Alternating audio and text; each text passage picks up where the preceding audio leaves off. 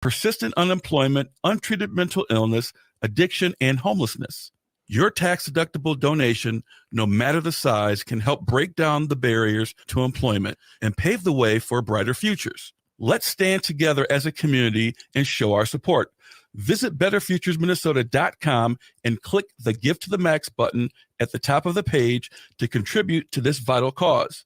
Your dollars will directly impact someone's journey to employment. Your support can change lives. Please act today. Visit betterfuturesminnesota.com and make your tax-deductible contribution. Thank you, Minnesota, for your generosity. Hello, this is Ellie Krug with Ellie 2.0 Radio. Now my show will be on Saturdays from 10 to 11 and replayed on Sundays from 1 to 2. You will get to the best of Ellie 2.0 with talking about idealism, with guests who come in and who are idealistic, who are trying to change the world, and you will get me, Super Idealist. Tune in. We can't wait to hear from you, and you'll hear from me Saturdays from 10 to 11.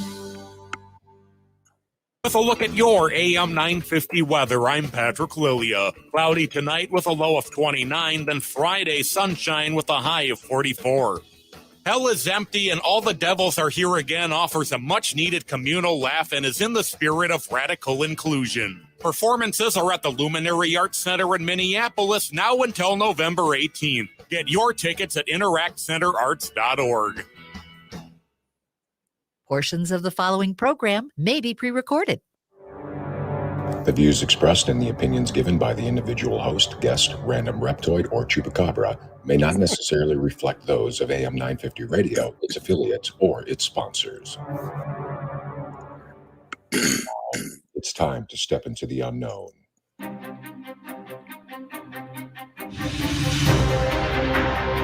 There are things people experience but never talk about.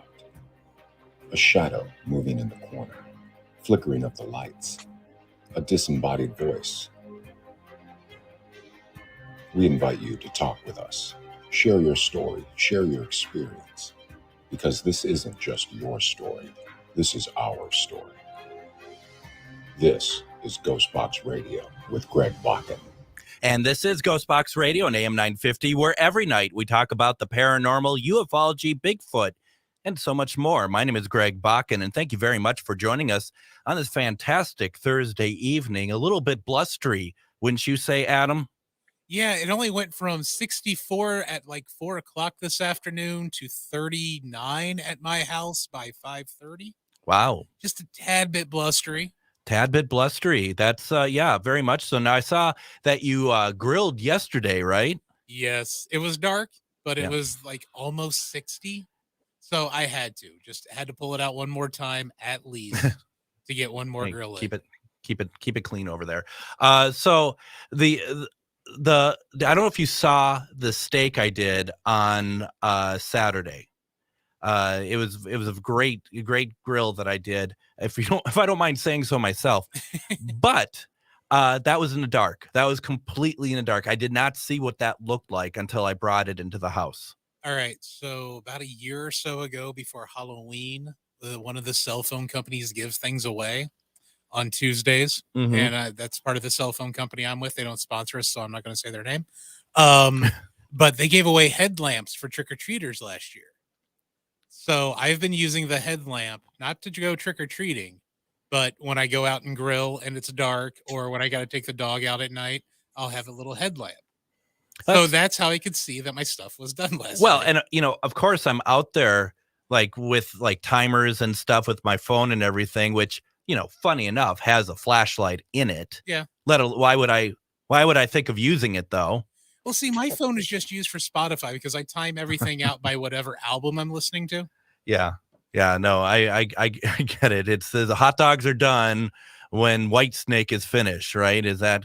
Wow, really? White Snake? I was listening to REM last night. Thank you very much. Oh, good. That sounds great. So I'm really excited today. This is going to be, this is actually a conversation that Adam, you and I were talking about that I've been looking forward to for a while now. And this is, there's a lot of areas we can go with this. I reached out to author Velez a little while ago because I wanted to talk with him about his book, The Unknown Other and the Existential Proposition of Alien Contact. But what running deeper into this, and I know a lot of people know who Les is. I just kind of came late to the party on it, but Les is also the co-founder and chairman of OPUS, which is the organization for Paranormal Understanding and Support. There is a lot of stuff that we're going to be talking about tonight. Hopefully we can talk more about in the future, because I think what's really exciting talking with Les and our community of doing the show and the people who come in and listen, we're all on the same page of understanding, the same page of turning this into a safe place for people to be able to tell their story. And that's what we're going to be talking about tonight, as well as the book. Les, welcome to GhostBox Radio. Hey, thank you very much, Greg and Adam. I really appreciate being here tonight. I'm looking forward to this. Yeah, well, that's the great part about it. Is the idea of that what we talk about on this program is, the stuff that we're going to be talking about tonight with you, the stuff that we talked yesterday with Reverend Brianna Lee about interfaith exorcism. I mean, people can come on to the show with these incredible moments of their life and experiences and feel like they can talk and know that they're going to be safe to do so. There is no topics that are off limits on this. And talking about aliens, and you and I talked before the program started that more and more people that are not like really tied into this as we are, that they are really opening up, and it's starting to believe that the stuff that we've been believing for years is actually happening. Oh, absolutely. It's amazing. This year has been quite dramatic with regard to revelations about the fact that we're not alone. I mean, we've had congressional hearings going on with Grush and Graves and the Navy pilots and the videos that have been released. And, it's a confirmation of the fact that, all along, we've been right, that these things are real, that it's happening. And then you throw in the people that are having contact with non-human intelligences. And this brings in a whole nother level of connection that will be eventually coming forward. We're talking the nuts and bolts type stuff, so to speak. But the next phase is these connections that people are having with these entities, whether they're extraterrestrial in nature, whether they're time travelers, whether they're interdimensionals, whether it's our military, which all of the above could possibly, be the case, or a combination thereof. Absolutely. So, it's an amazing thing, and for me, it started when I was 11 years old, and I saw this object, and it scared the hell out of me, and ran in the house and tried to get my father to come out and see it, and by the time he did. This was a late October evening when this happened, and it was gone. The object was gone. And he said, "Oh, it's probably just a beacon of light reflecting off a cloud." But I didn't buy that, and I went to the library shortly thereafter and started reading books on UFOs. And back in those days, George Adamski was the big author, and so he had some incredible books about his connections with the Venusians, and so I mean, it just went on from there for a while, and then I kind of left me. It's like I didn't think about it very much. I guess it, as I became an adolescent, girls became a little bit more interesting, and went off to college.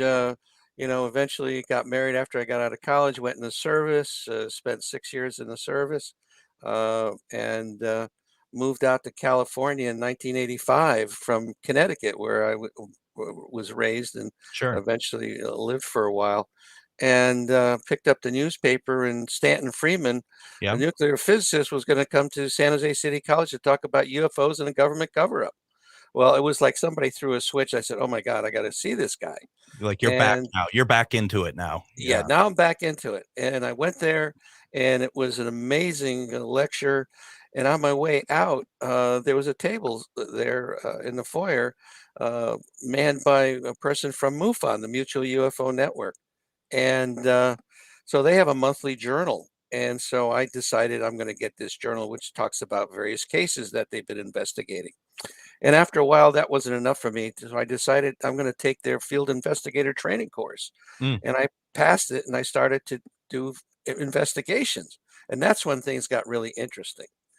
Uh, I I remember the very first case was not only a sighting, but the person said that they had contact with non-human intelligences, and I'm going. And I was rather skeptical. I was more of a Yeah. nuts and bolts kind of a guy back in those days. Hmm.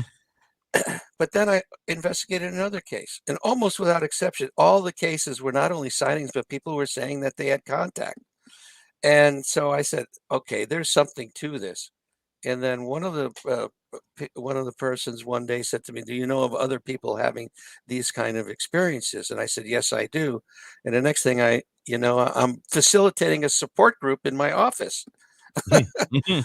And that's when the stories just, and these people started to open up about what had happened to them. And, it was just an amazing thing that I was privy to. And I learned more by just being there and listening to what they had to say. And these stories were just incredible, absolutely incredible. I bet. And Stanton Friedman, I mean, the UFO community really lost somebody there, didn't Oh they? yeah, What, yeah. about 3 years ago, 4 years ago, that he had I passed? don't. I wasn't even that. I think it was a couple of years It was a ago. couple of years Yeah, ago. I, yeah, I yeah. I only met him one time, Mhm. and uh, funny enough, Les, you will maybe appreciate this. I asked him to be on my radio show, and he wasn't so sure. And you know why that is, Les? Mm-mm. Why? It was on too late. He was already Ah, he was already by then. yeah. It's his bedtime too. Yeah, See? it's his bedtime too. And like that, you can't do a paranormal show in the afternoon. Like No, no, you can't. we were originally on at Sundays at 4. That was spooky, wasn't it? So let's do this. I want to start here. A couple things we're going to talk about today. I want to talk about OPUS, but I want to start Mhm. by talking about your book, The Unknown Other and the Existential Proposition of Alien Contact. That is quite the title. What is, I mean, the book itself, because you were kind enough to send me something to read, and it's just, there is a lot in there. Can you explain to everybody Mhm. what the book is, please? Yeah. What I wanted to do was I wanted to present to the general public an overview of the contact, these experiencers that have had these incredible things happen to them. And I went through the physical aspects of this contact, Hmm. the psychological aspects of contact.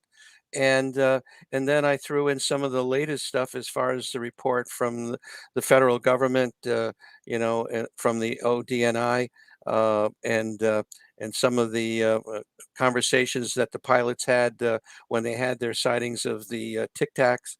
And then I also put in there a report, the Omega 3 report that actually was funded by MUFON, that I was the head of the investigation.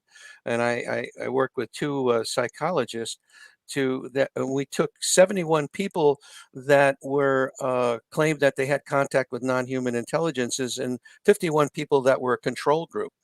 And we basically had them take like 9 different psychological tests. And we came up with the fact that none of these people had a psychopathology. They were not crazy, Hmm. uh, and from either group. Uh, they were not fantasy prone, which a lot of debunkers talk about, along with things like false memory syndrome or sleep paralysis. I love it when the debunkers talk about, well, it's all sleep paralysis. Well, 2/3 of all cases, whether in the bedroom or not, did not involve sleep paralysis. Right. And then as far as false memory syndrome, the American Psychological Association or any other mainstream psychological diagnostic system has either ratified or proven such a diagnostic. So, that, and I talk about that in the book as well. And there's a lot of examples of the effects of microwave energy and X-rays and gamma rays that evidently, if you get too close to some of these things, this is what can happen to you. So I talk about that. So it's a general overview, but as far as what this means, I get involved with the fact that this is happening, that most of the people that are experiencing these things do come through it. Mm-hmm. They also come away with a worldview that's very, very different. It's changed. They come away with the fact that we need to be better stewards of the planet. We need to be more loving. We need to care for one another more. And these are all very positive type aspects to this. So unless these entities are blowing smoke up our tailpipe, it seems like the majority of these people are coming away with a positive worldview change that can only bode well for us. So I'm not worried that tomorrow they're going to come and take Blow us over the up. planet, because they could have done that centuries ago. I was just going to say that. Yeah. Before we had nukes, Right. No, exactly. And that's always the amazing thing about it. In a second here, I want to take a break, but how long did it take you to put this book together? Because there's a lot to it. Well, that's a good question. And I've been gathering information for quite a while, but when COVID hit, that's when I started to write the book. Got it. It basically, and it gave me a great, I couldn't go anywhere. It was housebound. And so I said, okay, I've been talking about this for years, so now I'm going to do it. So I finally did it. That's really interesting. Isn't it amazing how COVID really had kind of sparked a lot of us to do different things, hasn't it? Absolutely. This is what I'd like to do. We're going to talk more about the book. Folks, if you have a question for Les, please put it in the comments. I see one already. Brad, we'll get to your comment and question when we get back. A lot to talk about here. We're going to talk about the book. We're going to talk about OPUS. Very excited with our guest tonight, Les. You're listening to GhostBox Radio on AM 950. Hello, I'm Jody, also known as Witch Jody on social media. I opened Midwest Witchery and Healing in historic Stillwater because as a nurse, I love to help others. When you come and visit Midwest Witchery and Healing, you will find everything from divination and magical services, classes to ritual tools, jewelries, handcrafted candles, witchy gear, and much more. My store is a safe environment for all on their own unique path. Look for the purple door. Find out more at MidwestWitcheryHealing.com. Reach your highest level of consciousness and well-being with MetamorphosisConnections.com. MetamorphosisConnections.com is an online directory of the best holistic and metaphysical practitioners to help you make your most informed choices. You can search MetamorphosisConnections.com for classes, events, wellness and life coaches, plus metaphysical products and shops. You can also search for a wide array of healers from all modalities, including EFT, sound healing, energy healing, light therapy, ancestral healing, shamanic healing, reflexology, past life regressions, hypnotherapy, yoga, and more. And if you're not sure where to start, the search feature on MetamorphosisConnections.com is tailored to help both those who know what they are looking for and those who are just starting. Come explore the possibilities for your higher self by visiting MetamorphosisConnections.com. Their experienced practitioners can guide both beginners and those that are already on their spiritual journey. That's MetamorphosisConnection.com, your link to direct you on your spiritual transformation. In the heart of the Northeast, there lies a hidden beast, a dragon's lair at the crossroad, guarded by the maiden Mother Crone. A treasure trove of spells galore, discover incense, books, jewelry, and more. Just as the oracles foretold, this is where your mystery unfolds. As the shadows creep and the veil gets thin, do not fear what lies within. Magus Books is where your journey begins. Visit us at 1848 Central Avenue Northeast in Minneapolis or online at magusbooks.com. If you go to shoprainbowrd.com, you will find an amazing variety of adult novelties, literally thousands of items that you can peruse in the privacy of your home and have shipped to your door. Plus, in the store, you can find swimwear, casual wear, underwear, everywhere. Rainbow Road is located at 109 West Grand Street near Loring Park. Gift cards are available for the hard to shop for. Go to shoprainbowrd.com. And don't forget, if you would like to listen to past episodes of GhostBox Radio, please go to ghostboxradio.com. Not only do we have the radio episodes on there, but we also have what we call the GhostBox Book Club, where you can go and books like this, all the books that are available on Amazon. We have an affiliate link if you wouldn't mind buying all through us. We get a little bit of money back, but all the authors that we've had on the program are featured there. And boy, you know, you look at it, it's like, what a selection. We've had some really great authors on, Adam, that I go back and I look and it's like, I've read now a lot of those books and it's so interesting, so fascinating. It is a great place and a resource to grab all the past authors we've had. Mhm. That we've picked up a couple of them at home. There is one that we've had about close encounters that does make me have to sleep with the lights on. It's taken me a while to get through it because it's like every other chapter scares the bejesus out of me. Well, which is that the Night Visitant? Yes, it is. Okay, It's a very good book. It is a very good book. Anna Maria Manalo does some great work. We're going to have her on again. We have on with us tonight Les Velez. He is the author of the book The Unknown Other and the Existential Proposition of Alien Contact, a book that really is worth checking out. And he is also the co-founder and chairman of OPUS, the Organization for Paranormal Understanding and Support. Before we get back into it, Les, Brad had a question. I've never really thought about this. I mean, it's interesting. Do you think the War of the Worlds radio broadcast in 1938 was a test to see how people would react to aliens, and that's why the government has covered up so much? I'm just going to say, Les, if that was truly the test, we failed that one miserably. Well, yeah, I my own personal feeling on that is that it probably was not a test. I don't think the government was probably blindsided by it, and it was well done. It was well done, and so kudos to Orson Welles. Orson Welles for pulling that one off.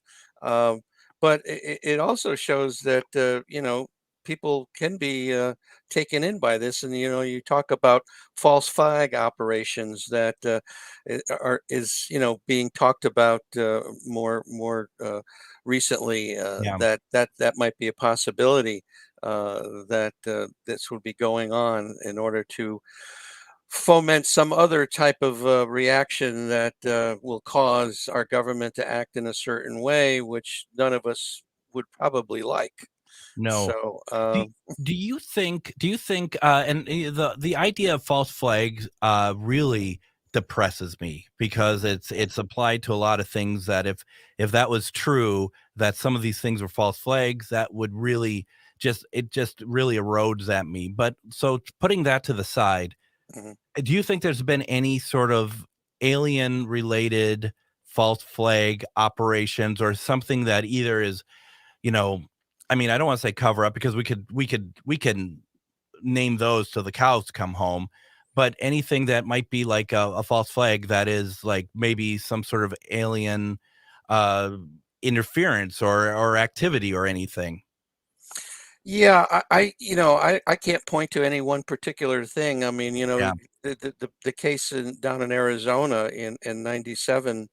Oh yeah. That they were talking that was a hologram or something that was created to see what kind of reaction would be elicited from. But I've heard stories from pilots, commercial pilots, that were this one particular pilot was coming into Prescott, Arizona to land, and he looked down and he couldn't see anything. All he saw was this blackness, and he was above this object. So Mhm. it was real. It was very real. And so but there's been stories about that. And certainly the our government, and without naming all the three-letter organizations, Yeah. um, has basically they had marching orders to make things difficult for us to get to the truth, and or get us going in a different direction, if you will, with regard to any of these types of things. Whether it's swamp gas, Yeah. whether it's Venus, or the moon or something, just all kinds of crazy explanations, that just to quell the interest of the populace. Now, when you referenced Arizona, that was the Mm. one that the governor came out to talk, and then they had Mhm. that alien dressed up, right? Right, right. That's And it. and is as Brad Webb says, is that the Phoenix Lights? Yes. Um, Yeah, so Phoenix Lights. and what I only found out just recently, I had no idea about, was the fact that that very same governor had turned his tune on Mhm. that, and that he actually did believe that that happened, Yes, that yes. was aliens. Right. Yeah, he definitely changed his tune, as you say. There's no question about it, and he's been involved with a number of documentaries now that Yeah. where they've interviewed him, and he said, yeah, that was something that he regrets that he did, Oh, and that's what's happening. You're getting a lot of people like that are coming forward, that are saying, yeah, or they've either had their own experience, or they certainly know that the experience is real. yeah, absolutely. So, the book is called The Unknown Other and the Existential Proposition of Alien Contact, and, within the book, there is a number of, like, I'm looking at chapter 5, The Experiencers of OPUS. Is there any, I mean, I'm sure all of these are very, powerful. Is there anything that really, like, a story Yeah. from that really stands out to you of, like, Mhm. this is There's two of them that eh I write in that particular chapter. One was a couple from the Santa Cruz area of California, Mhm. and they were picnicking in a state park just north of Santa Cruz, and it was getting to be dusk, and so they started to come out of the park. Well, this park is in a rather hilly area, uh, and it overlooks the Pacific Ocean, and they noticed this light over the ocean, and it caught their attention, and it started to get bigger and bigger until literally this thing was over their head. Well, it wasn't just a light; it was a triangular craft, Mhm. and it was totally silent. There was no sound coming out of this thing at all, and it slowly drifted into a canyon behind them. And they noticed another light over the ocean, and this thing got bigger and bigger again until it was over their head. And this time, the first one they felt they were looking at it. The second time they felt it was looking at them. And Hmm. so they became frightened, and they backed up underneath a big old pine tree. And this was one of the cases that I investigated as an investigator for MUFON. Sure. And so, I went up there and checked out this area, and they at they noticed some more lights, and there was like 5 more lights out there, and at that point, they decided to get out of there because they were afraid this was gonna be coming at them, and, they started to go down this trail. Well, this trail is difficult even in daylight, Mhm. and all of a sudden, they felt like they were on automatic control, almost robotic in nature, that they kind of felt like they drifted down out of the park down to where their car was. And like I say, this trail, even in the daylight, is dark because it's highly wooded. It's a lot of stones and things like that you had to get around, but they just managed to go down through there very smoothly. And they got to their car, and that's the last thing they remember until 3 hours later, that they found themselves in a restaurant about 10 minutes north of where they were in the park. And they have no idea how that happened. They have no recollection whatsoever. They have chosen not to, and this was like over 30 years ago that this happened. They chose not to go through hypnotherapy. However, I got a call from them about 2 months ago. They tracked me down. Matter of fact, I live in Texas now, so I retired, and so I moved here in 2017, and they started remembering more things. And one of the things that's really interesting, and I have to tie this in to a support group meeting, because they actually came to a support group meeting, and they had a picture.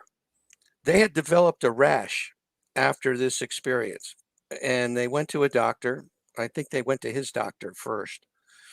And the doctor says, well, I'm not sure what it is. It's not, this place is loaded with poison oak, poison ivy, but it wasn't either one of those. And he couldn't really identify it.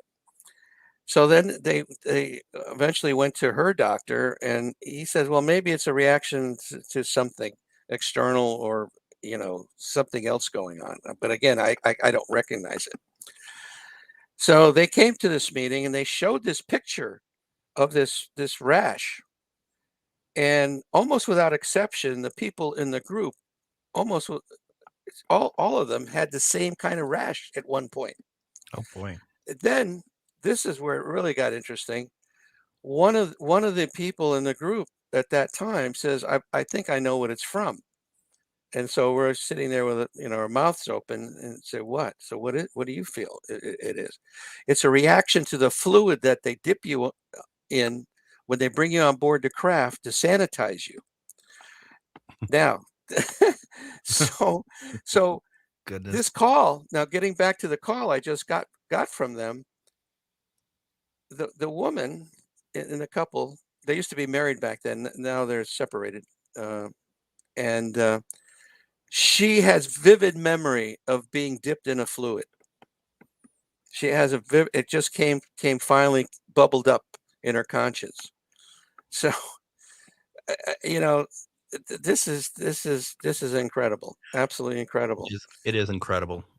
So then there's another story, Yeah. which again is in the book, of a couple. They were dating each other, and he was a park ranger at Sunset Beach, which is south of Santa Cruz. And they were coming back from having dinner or something, and it was like getting to be dusk. And they go by this field, because there's a lot of agricultural fields around this part of the world. And they noticed this huge ball, orange ball, reflecting this reddish orange light on the field. And it was like the minute they saw that, they went into this kind of robotic move where they looked at it, and then they turned their head again, and then they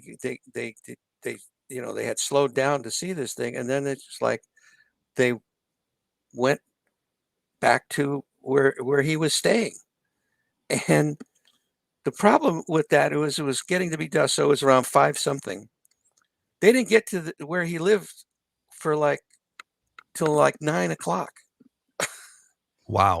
So they had this missing time. So anyway, he got in his house, and it was a trailer actually. And they prepared to go to bed, and they were scratching their head, like they couldn't figure out what had happened. Well, that night,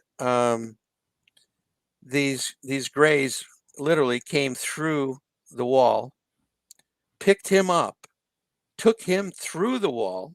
Okay. She's observing this. They had a German Shepherd dog that was knocked out. It was totally knocked out. He was eventually brought back. He totally freaked out. It broke up their relationship. And he basically disappeared. he freaked out so much he just took off. And these are the kind of reactions that happen in some cases with people, and not all experiences are positive. No. They can be very negative. And people say, well, there's two camps. You got one camp that says all the aliens are good, and then the other one says they're all bad, and so I think we have a mixture, just like we have here on Earth. We got good people and we got bad people. Yeah. and the same thing is going on up there or wherever you can think of it's happening. They're probably all coming from different places, right? I mean, and they have different different agendas and stuff.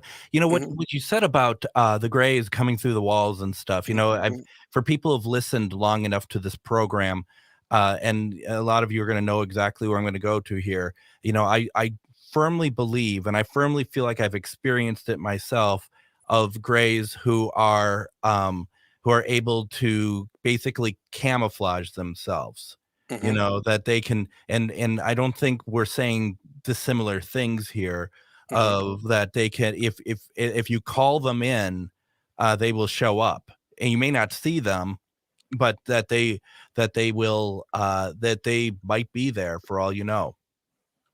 Yeah, there's certainly instances of invisibility or shape shifting, or giving a screen memory that it's a big owl, instead of a small gray or something like that. Yeah. So they have incredible capabilities to mess with our minds, and which, whatever reason, it just reminded me of the fact that one of the support group meetings, one of the people in the group said, "I've seen you before." I said, "Oh, where, at a UFO conference?" And they said, "No, I saw you on board the craft." I said, "Really? Oh, that's interesting." I kind of blew it off. And then it was like a year and a half later that a totally different person in the group said the same thing. "I've seen you before." And I said, "Where, UFO conference?" "No, you were sitting on this bench naked on board the craft and you were freaking out, and they told me to go over to you to calm you down." So at that point I said, "Okay, I'm going to go get regressed." And so I had 3 separate regressions, and I had multiple past lives. Sure. And I did not come up with anything related to being on board a craft or having any kind of contact like that. However, it was another conversation I had shortly thereafter that someone said, well, perhaps this person might have seen something related to one of your past lives, where it actually did happen in that past life. And, this is the thing that happens. You have time slips, you have time movements that are just crazy. I mean, they can bring you back before they take you, or vice versa. Absolutely. It's just they can manipulate time and space, and that's the thing that is a reality that we haven't figured out yet. And I find, and we ran into this week, and I need to take a break here, so I'm just going to get my thought out, and then we're going to take a break.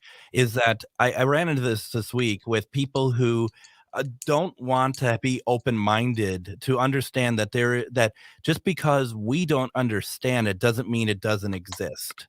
Exactly. And I think that's one of our greatest faults as a human race, to be able to be like, well, there's no scientific reason why there is other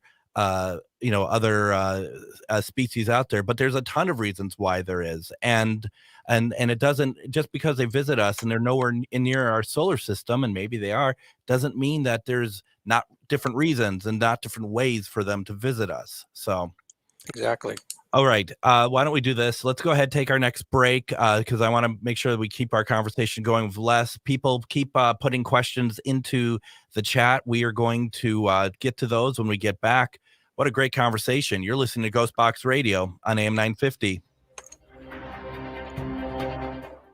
If you own a holistic or metaphysical business and are looking to expand, then you need to be listed on metamorphosisconnections.com.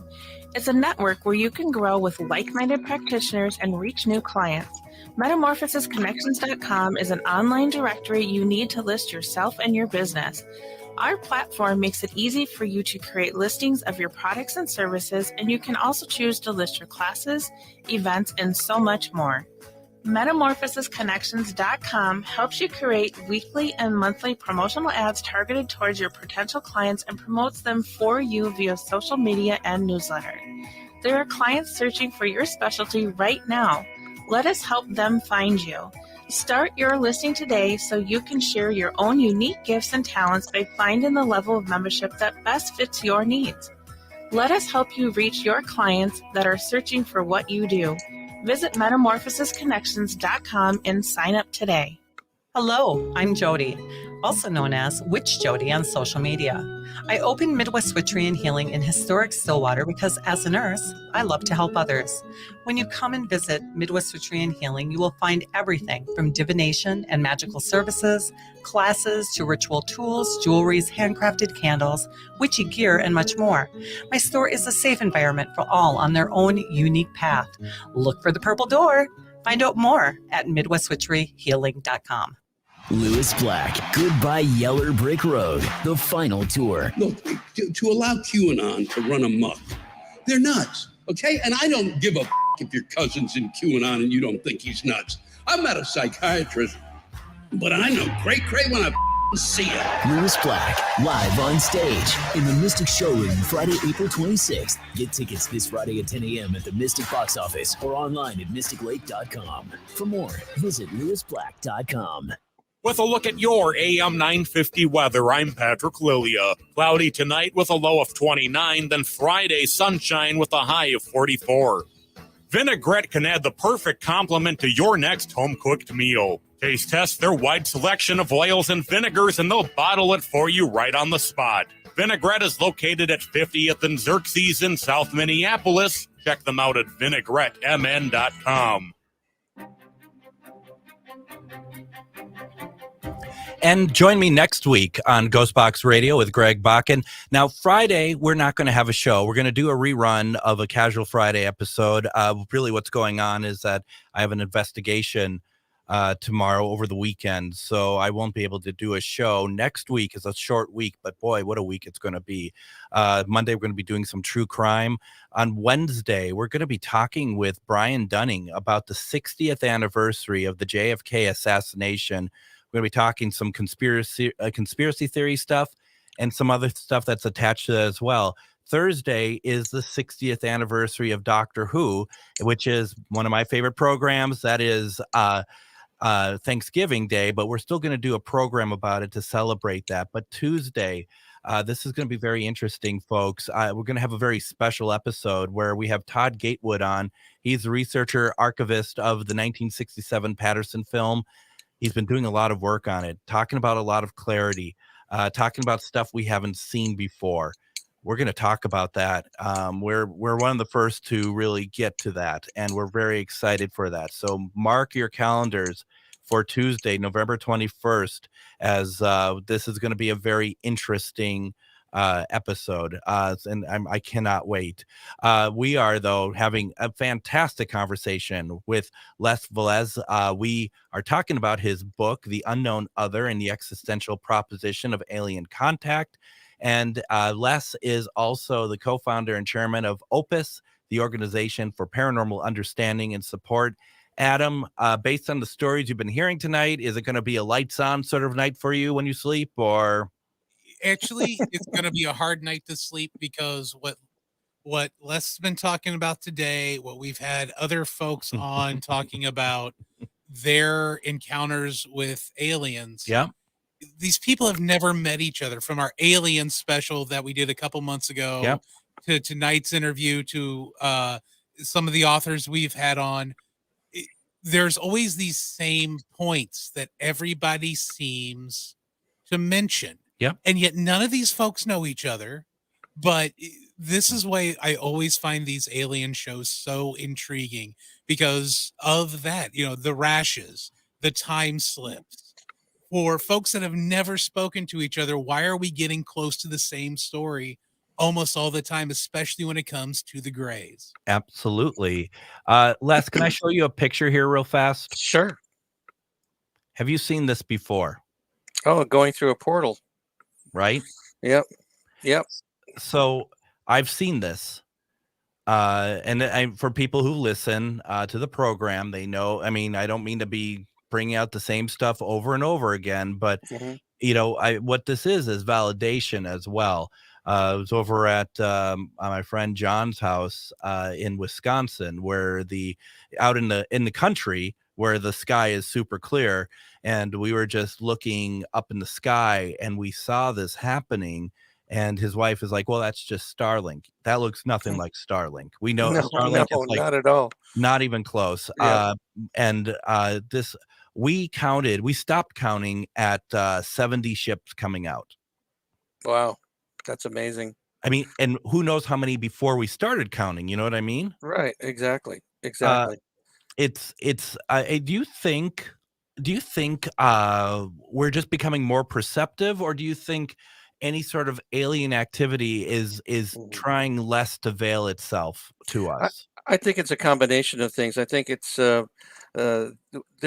getting desensitized by all these shows, like Yeah. shows like yours, as a matter of fact, Sure. that people are hearing these types of things, and then we have that little thing in our pockets called a cell phone Mm-hmm. that has capabilities that are quite remarkable, to be able to take pictures, and these things get shared on social media, and so I think these things have always been going on, except now there's much more of a conscious realization that these things are happening, and so consequently we're just seeing a whole lot of this going on. The Roper organization back in '92, that was I guess uh, Bigelow was involved with funding that operation, where they felt that there was 6 million people in the United States alone that have had experiences, and you fast forward with that information and how many more people, and this is a worldwide phenomena. Mm-hmm. And my latest theory, okay, and probably a lot of people think I'm crazy by saying this, but I believe every one of us has had an experience, whether we consciously remember it or not.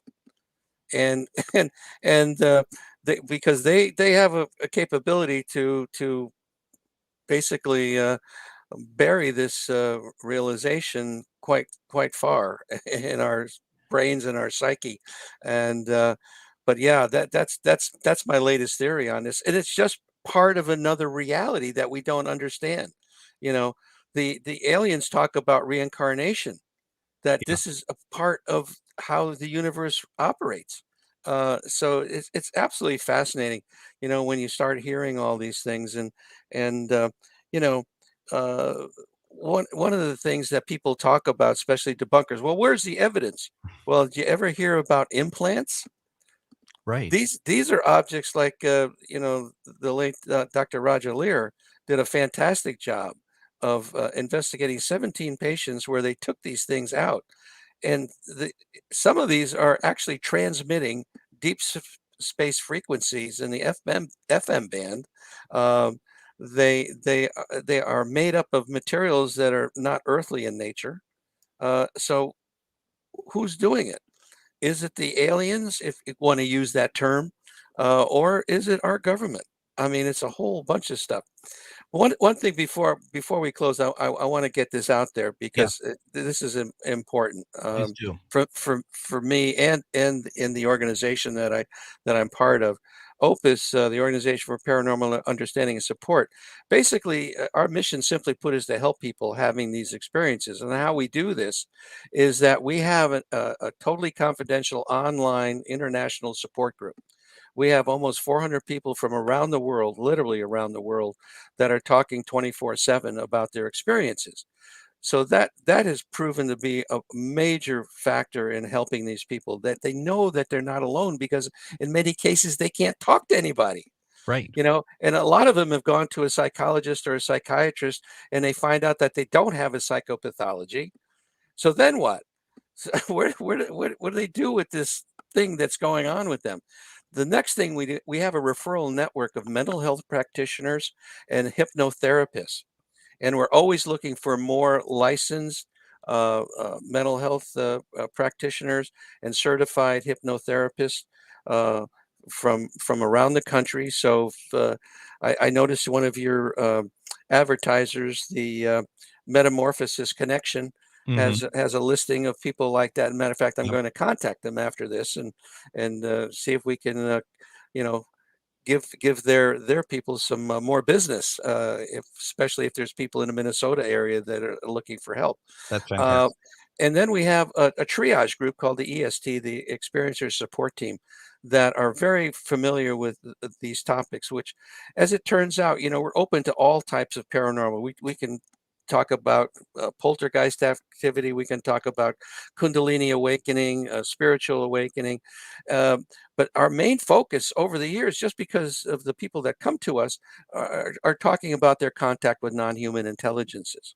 So anyway, that's it in a nutshell. And we got founded in 1994 by a doctor friend of mine. And there's more to this story, which we can talk about at another time. I would love to. I would love to. And folks, I put the website address into the comments. It's also on the screen. Uh, really to really get a very good understanding, and it's very comprehensive what Opus is, and it's I think it's essential. And I'm just saying that because I think that organizations like MUFON are great, but I think that this is a different area, I think. And correct me if you think I'm wrong with this, Les, but I mean, I feel like that, MUFON is great. It's good at being able to track and log, and they do have help, but this is really, for people who, I don't have like the exact timing. I know something happened. I know that I've had these experiences.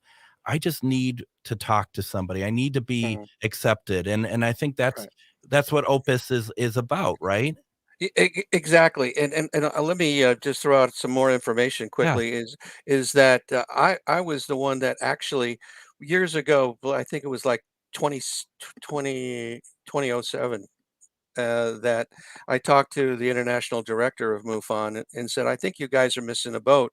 Mhm. You've been a nuts and bolts type of an organization, and you have people coming to you that are talking about their experiences, but you have no setup for it. So I suggested that they could send those types of people looking for help to me, and so to our organization, Opus.